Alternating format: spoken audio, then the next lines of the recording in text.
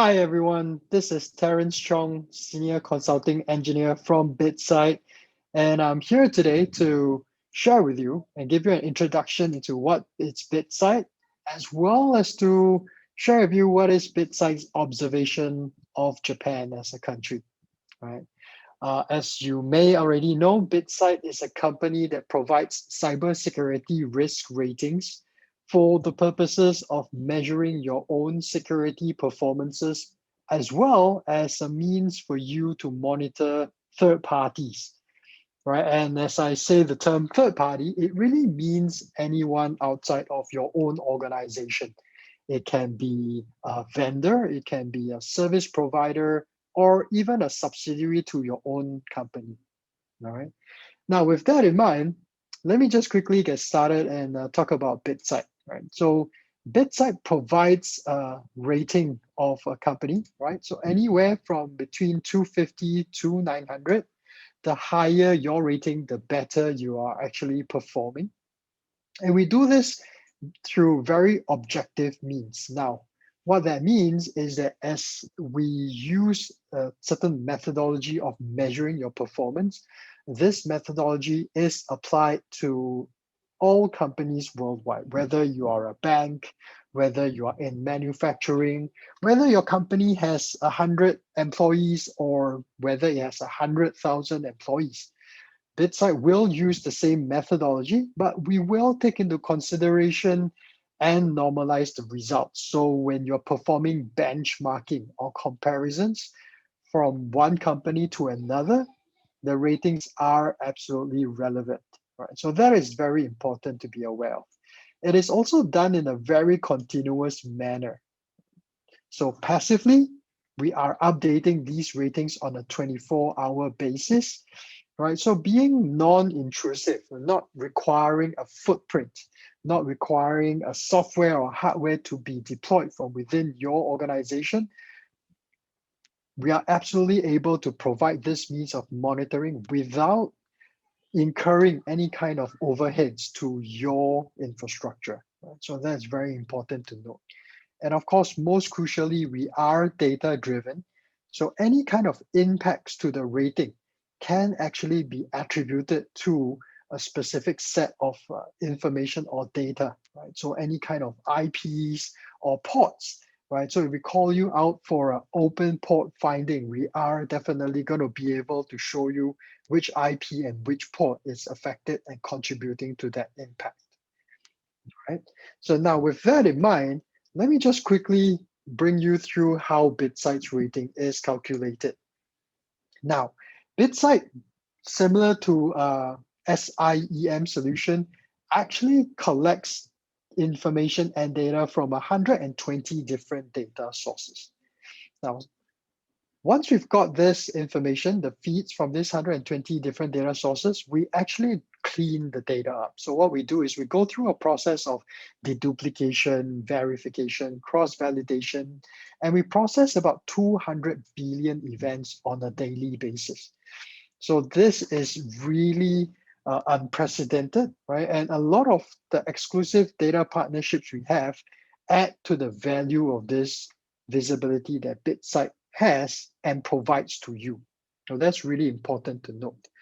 Now, the next thing that BitSight will actually do outside of that 120 different data sources is that we will actually map your organization.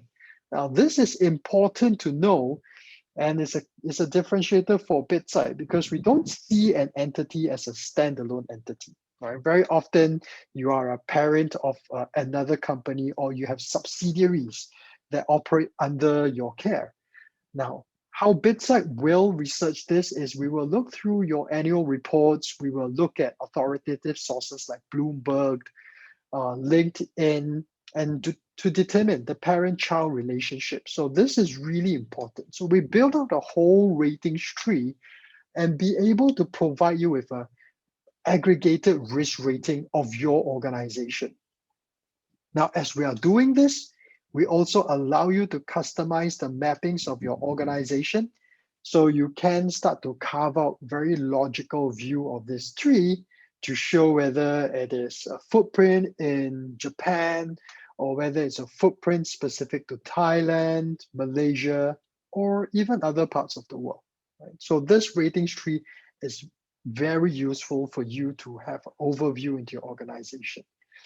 Now, the next thing we do once we have the ratings tree, we will actually correlate back to the history and let you know in the last 12 months whether whether there has been any kind of findings. So that is really important. Now, outside of that 12 months, we will actually attribute the findings across these four main categories, right? So as you can see here, compromised systems will give you perspectives into infections from an organization.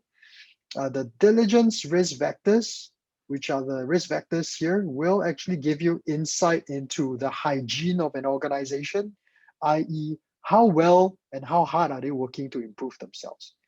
And then we have the user behavior risk vectors, which tell you specifically the risk associated with the employees from the organization. And of course, last but not least, any kind of data breaches or public disclosures, if any. Right. So if the organization has had a data breach, then it's something that BitSight will be able to trigger you on. Right, so that's a quick introduction into how BitSight calculates our ratings. And of course, eventually we'll provide you with a rating of between 250 to 900. Right. Now, with this in mind, and off the back of this 120 different data sources that BitSight is collecting on a daily basis, we are not just only able to provide you perspectives and perception into one company, we provide you with observations of entire countries also. And that is where we are going into next. So we have the country overview for Japan prepared for the following part of today's presentation. I'm going to bring you through an overview of Japan, followed by the industries of Japan. I have a quick discussion into the IP address space, and finally give you insights into how well the Japanese companies are performing. All right. So those are the four things, and I'm happy to let you know Japan as a country, you're doing fairly well. You're rated 640. Keeping in mind the rating range we are discussing here is 250 to 900. So in actuality, Japan is in intermediate range of the BitSight categories. So that's pretty good.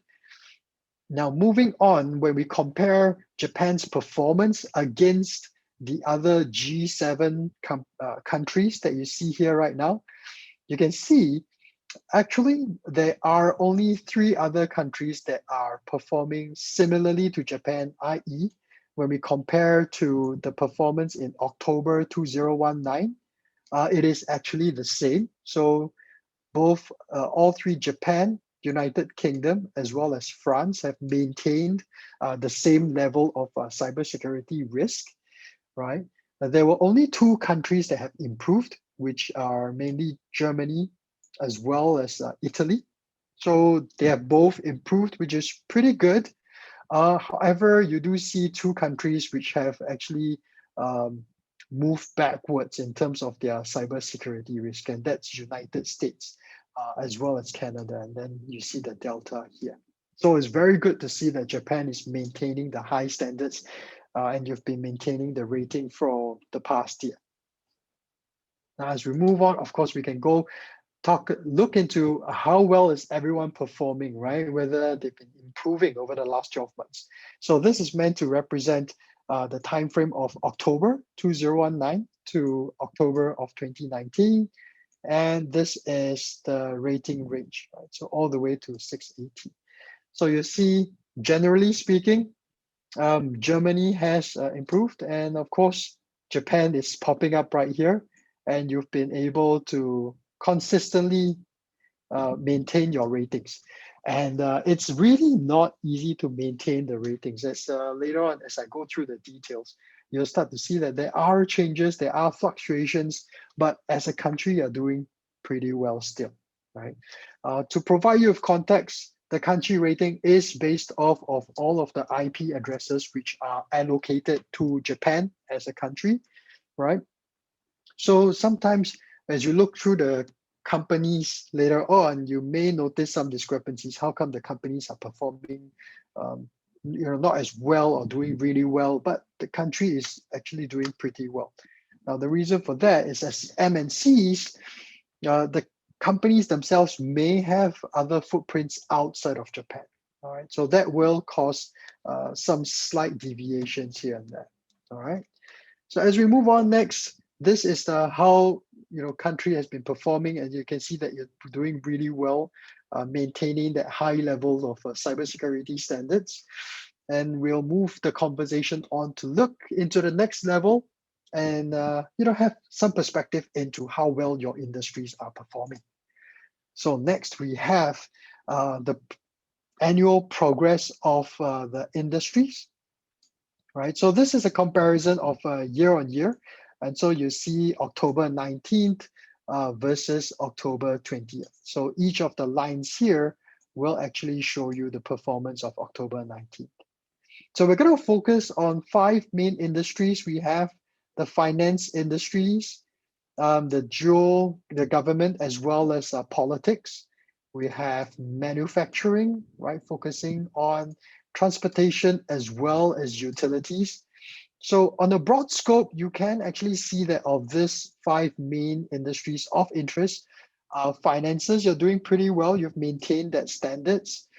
Government as well, and similarly also transportation at 650. So you're doing really well. And I'm very happy to see that, for manufacturing, there's been a great increase. I think as of last year, you would have been about 690, but there's been a wide industry increase in terms of cybersecurity posture up to 740. So that is quite impressive feat, right? Job well done. However, when we come to utilities, there's a slight drop, right? As you can notice, there's a delta here of 600 and probably down to about 590 or 580. So there's a slight drop there. Now, moving on, let's compare how well the Japanese industries are performing against their international peers, all right? So the next slide will show us the performance against world averages. And you can see here, again, focusing on government and politics, finance, manufacturing, transportation, as well as utilities. I'm very happy to let you know that for politics, the Japanese government and for your political footprint, as well as your financials, and also your manufacturing, you're performing above the world averages, right? So as you can see, the world averages are actually below the ratings of your Japanese industries, with a bit of shortfall for transportation, as well as a slightly significant shortfall for utilities, right? So it would be interesting to have further details or have further conversations with operators or vendors within the transportation as well as the utility space, right? And to have a better understanding of what exactly is going on. So that's pretty important. So this would be the world ratings averages, right, per sector from the BitSight perspective. And let's move on to what BitSight is seeing for the Japanese IP address space. So this is where we see a benchmark of botnet infections, right? Specifically for botnets based on country level comparisons. So the numbers are actually per 100 internet users, and you see that number here, and that is put across from a timeline. So October of 2019 to October of 2020 over here. All right.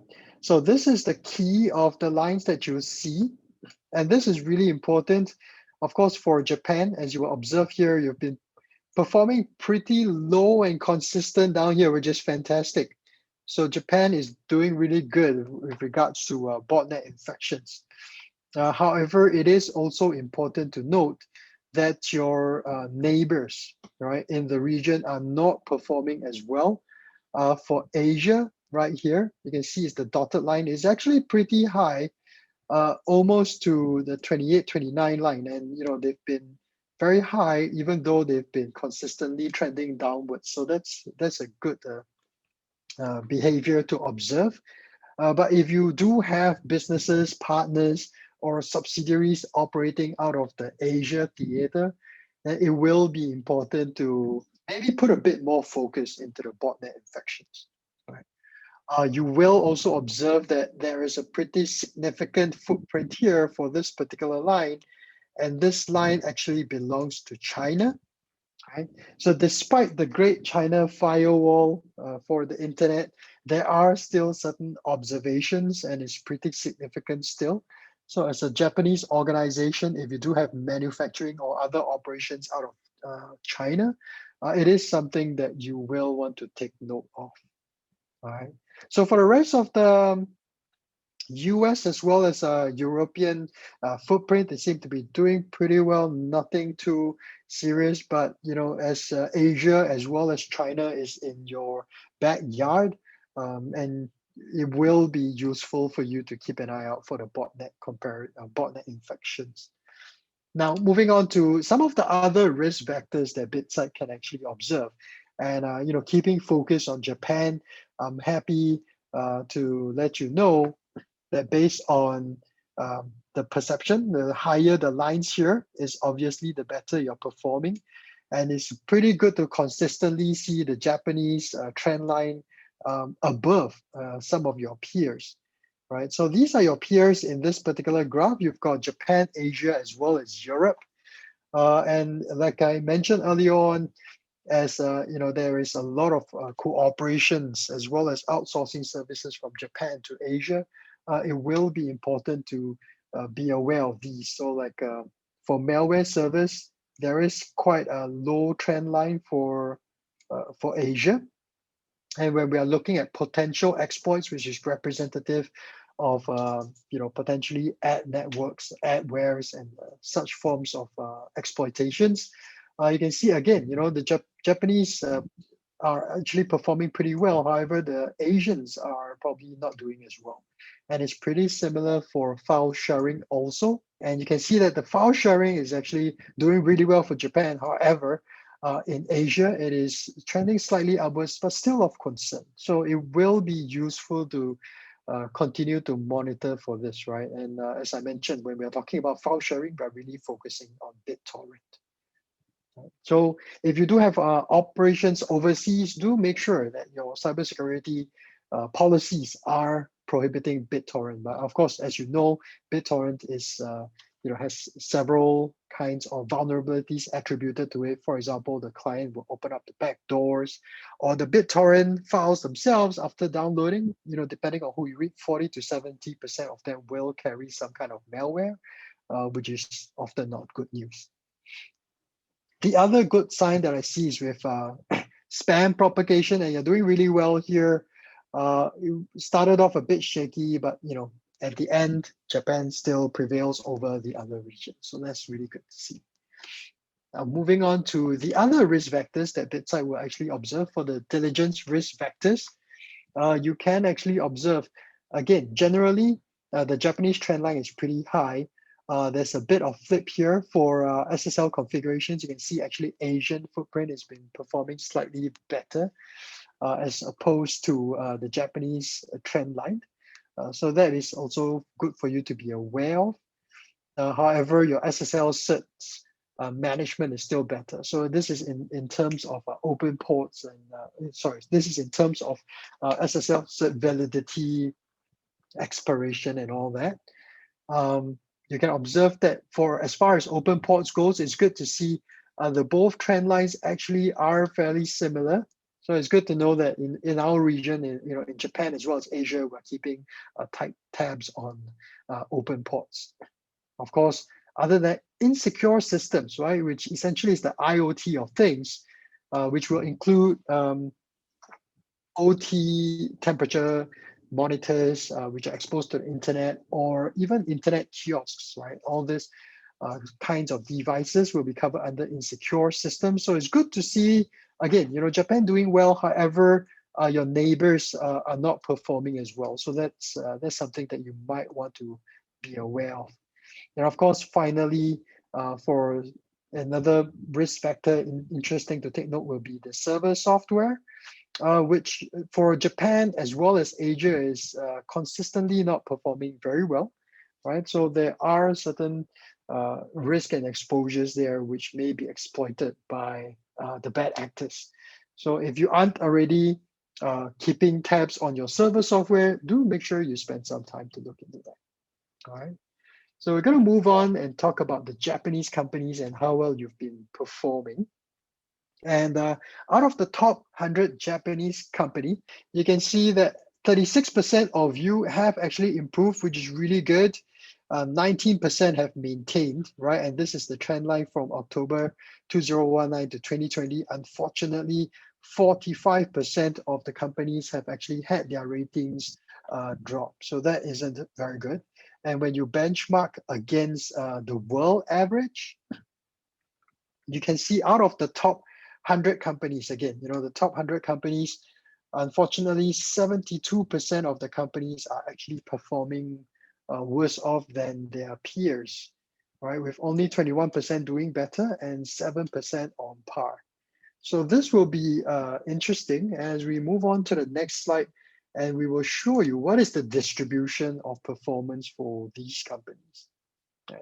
Just to quickly orientate you, on the left-hand side here, this will be the industry delta, right? And on the bottom here is the last 12 months performance.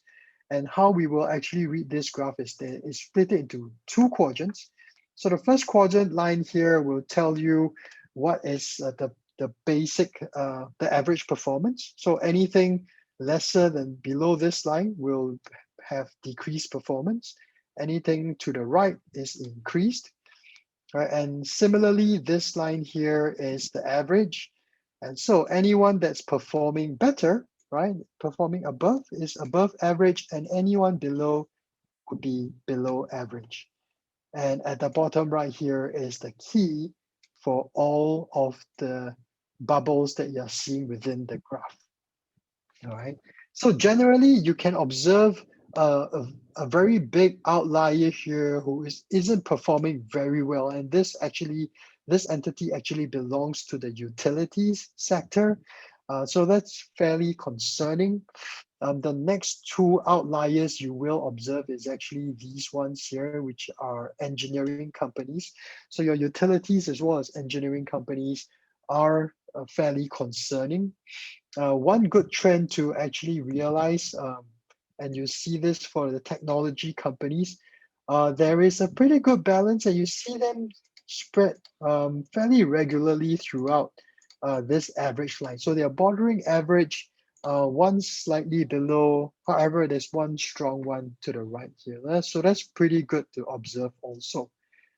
The other good trend to observe is that for your business services, they're generally on the right-hand side of the graph. So they are all performing pretty well, however, slightly below the industry average. It's good to see that for your transportation entities, they are mostly up and above. They have increased in terms of ratings, and they are also above average. Of course, there will be some of the entities within this industry is being spread out across, but it is reassuring to see many of them having their ratings increase and improve. Right. So with that, I thank you all for your time, and I appreciate your attention and looking into what BitSight has to share with regards to the Japanese state of cybersecurity risk. And of course, as always, if you are interested to understand more with regards to what BitSight has to share in details, we are always happy to talk to you and meet with you, definitely. And with that, I hope everyone keeps safe and healthy, and see you again soon. Thank you.